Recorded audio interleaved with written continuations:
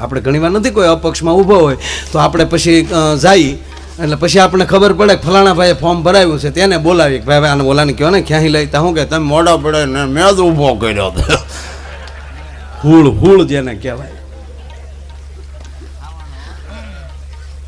હવડા એક દરબાર આવ્યો મારી પાસે બોલ કે ભાઈ આમ આદમીમાં પડવાની બહુ ઈચ્છા થાય છે પણ મને કે નિશાન નડે. મેં કીધું કામ મને કે આખી જિંદગી તલવારી ઉપડી ને છેલ્લે હું હાવણા હાથમાં લેવા.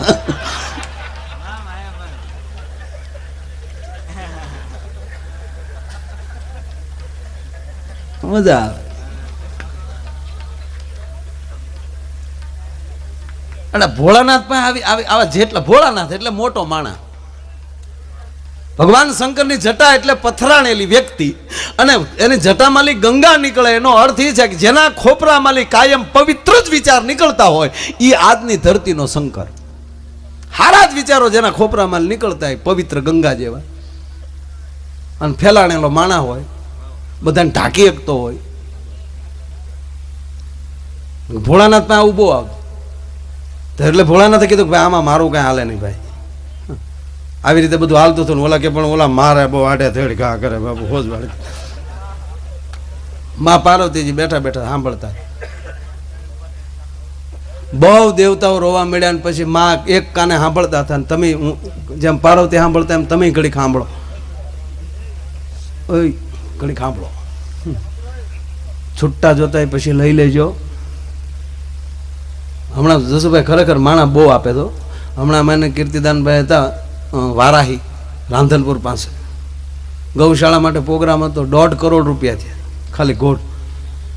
બીજે દી પાટણ હતો ત્યાં કરોડની આજુબાજુ અને ભાંભર ત્યાંથી 30 કિલોમીટર એ થોડાક સમય પહેલાં પ્રોગ્રામ હતો એ 9 કરોડ રૂપિયા ખાલી ઘોડ હો કોઈનું નામ નહીં ખાલી ઉડાડવાના 100 ને 500 ને. ત્યારે આપણને એમ થાય કે આપણે નાના હતા બપોર સુધી રોતા છે ને માઇન્ડમાં દહડો દેતી હતી. એને બદલે આ બાળકોને જોઈ તો રાજ્યના રેડ થાય એને હું પૂન ડોહા કર્યા છે આ ટાઈમે જન્મે.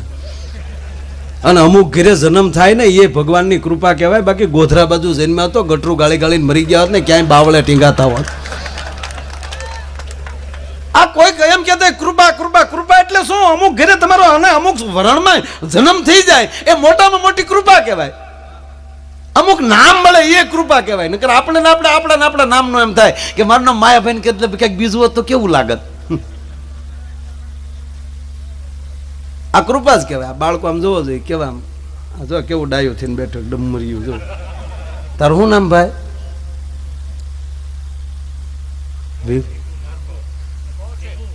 નીભુ.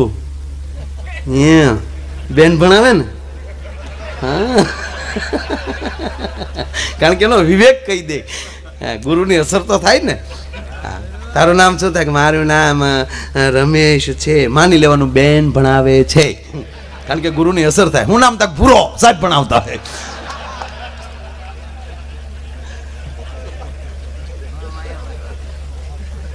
હમણાં એક છોકરાને સાહેબે પૂછ્યું બોલ બેટા સત્ય કોને કહેવાય ને ભ્રમ કોને કહેવાય? એ કે સાહેબ તમે ભણાવો એ સત્ય છે તક ભ્રમ તક અમે ભણીએ તમારો ભ્રમ છે. આ તો ઘરેલી વાહડા લે એટલે આવ્યા વગર છૂટક્યા. એક છોકરાને સાહેબે પૂછ્યું કે આ લાઇટ વહી જાય બંધ કોણ કરે? એટલે સાચો જવાબ તો એ છે ને જીએબીના કર્મચારી લાઈન ફોલ્ટમાં હોય રિપેરિંગમાં હોય ત્યારે એ બંધ કરતા હોય. એટલે છોકરાને કીધું કે આ લાઇટ કોણ બંધ કરે? છોકરો ઊભો થઈને કે મારા મામા. કે કેમ તારા મામા જીએબીમાં નોકરી કરે? કે ના રે ના. તો એ કે લાઇટ વહી જાય ત્યારે મારા બાપા એમ કે મારે હાળે કાઢી હો. કઈ કોઠા હોવું છે બોલો.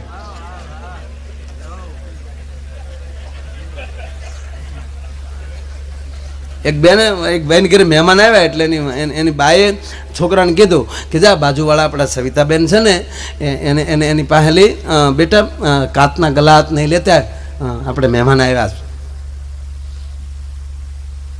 ગયો છોકરો એટલે કીધું કે સવિતા માસી કાચના ગ્લાસ આપો ડિઝાઇનવાળા અમારો બાએ મને મોકલ્યો.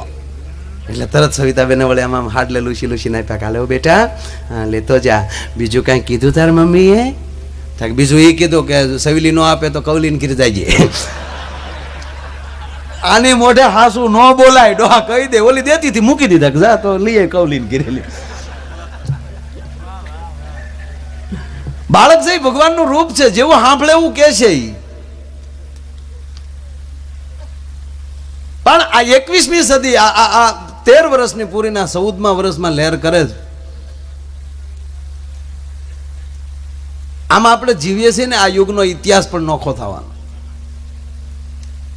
ભલે ભગવાન રામ આ સતયુગ ને ત્રેતા યુગ ને દ્વાપર યુગ ને એમાં ભગવાન આવ્યા, પણ ભાઈ એ માણા કોઈ હારા નહોતા. ત્યારે માણા હેલી ક્વોલિટીના હાવ એ યુગમાં. હરિશ્ચંદ્ર રાજા જેવો રાજા સતયુગમાં વેચાતો હોય અને રખેહર સિવાય કોઈ ખરીદનાર ન મળે તો બીજા કેવા બેકાર હશે. રખેહર સિવાય કોઈ ઊભો નથી ખરીદવા, હારો માણા બીજો ન આવ્યો. એ હારા જ, પણ એ હારા કહેવાના હશે ને કે એ હરિશ્ચંદ્ર રાજાની કિંમત કરનારો એ સમાજમાં નીકળ્યો. ત્રેતાયુગમાં રામ જેવો રામ વનમાં જતો હોય ને વાંદરા સિવાય કોઈ ન જોડાણો, માણસની જાત કોઈ નહીં. ભૈયા એવા તમાકુ સોળતા સોળતા પાછા કે રાજ રમે જોવાય, આમાં આપણે કઈ હેડ ન હોય, હાલો ભાઈ હો નાખી. અને એક વાત તો નક્કી છે કે આ યુગમાં ભગવાન 100% અવતાર ન લે, જન્મ ન લે. અત્યારે શું કામ? એક ગાયું માટે જો એટલો સમાજ ભેગો થતો હોય.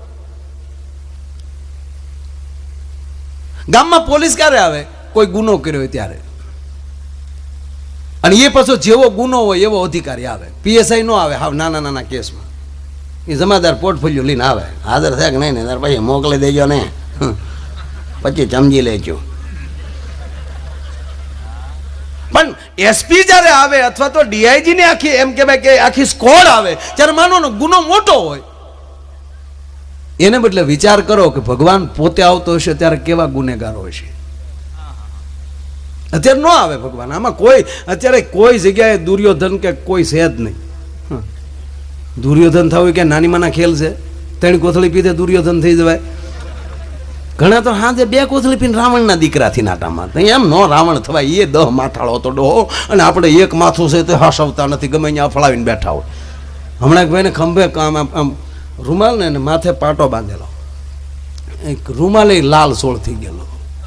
એટલે આપણે સહજ પૂછ્યું કે મિત્ર શું થયું? મને કે એકચ્યુઅલી લાગી ગયો.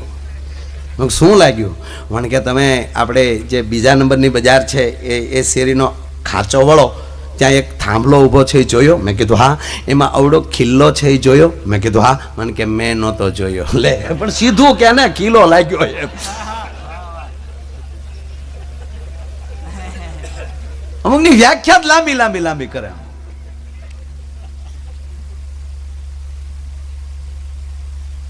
રાવણ થવું એ પણ નાની માના ખેલ નથી. એના બદલે આપણો જે વર્તમાન જે યુગ છે એની અંદર કોઈ માણસ ખરાબ છે જ નહીં. તમે જે કાર્ય કરો એ ફટાફટ થાય. અમે કલાકારો ગણવા બેસીને તો 1500 કલાકારો થાય. 1500 કોઈ ઘીરે નથી. ગમે ને ફોન કરો, આજે પ્રોગ્રામ છે તારીખ ના વાળે. કેટલા પ્રોગ્રામ થતા છે?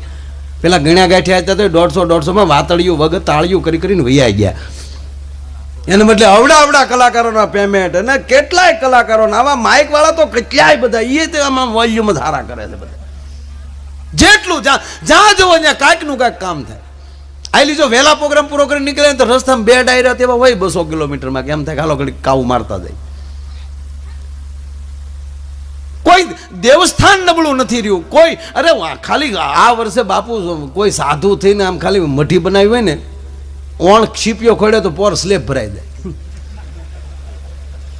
આ શિવરાત્રીના મેળામાં જેમ તેમ હતા. હું આ વખતે ગયો તે, હા હે તમને કહો અવડે સલામો પીતા. આપણે એમ થાય કે હું કામ પણ આ કરતા હશે.